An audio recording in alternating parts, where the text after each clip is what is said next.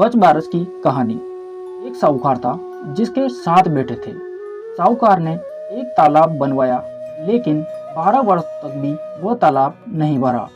साहूकार ने कुछ विद्वान पंडितों से पूछा कि इतने दिन हो गए लेकिन मेरा तालाब क्यों नहीं भरता है। तब पंडितों ने कहा, तुम्हें तुम्हारे बड़े बेटे की या तुम्हारे बड़े पोते की बलि देना होगा, तभी ये तालाब भरेगा।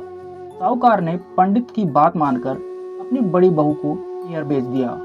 साहूकार की बहू हमेशा बच बारस का व्रत और बच बारस की कहानी सुनती थी। बड़ी बहू के पिहर जाने के बाद साहूकार ने बड़े पोते की बलि चढ़ा दी। घनघोर मेघ बरसने लगे और तालाब भर गया।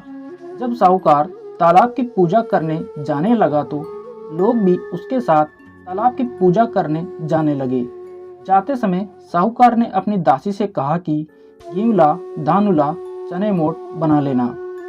साहूकार की गाय की बच्चे का नाम गिवला धानुला था।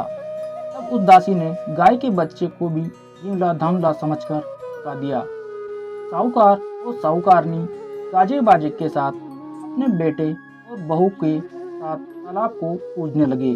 साहूकार के पूजन कर लेने के पश्चात वहां आए लोग भी तालाब का पूजन करने लगे।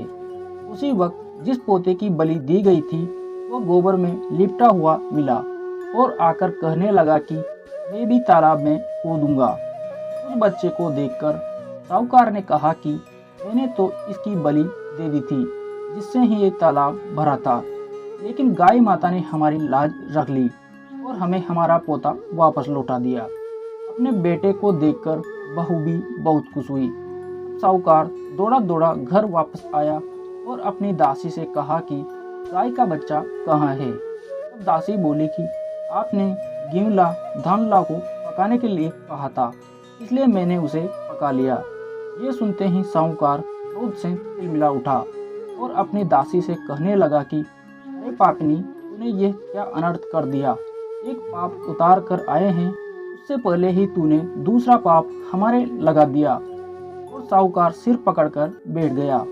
साहूकार और साहूकारनी सोचने लगे कि अब गाय आएगी तो उसको क्या जवाब देंगे।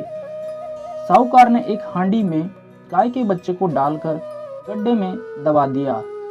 जब शाम को जंगल में से गाय आई तो अपने बच्चे को वहां नहीं देखकर चिल्लाने लगी और गड्ढे में दबी हुई हंडिया को खोदने लगी। जब गाय ने हांडी को खोदकर निकाल लिया तो उसमें से गाय का बछड़ा निकल आया।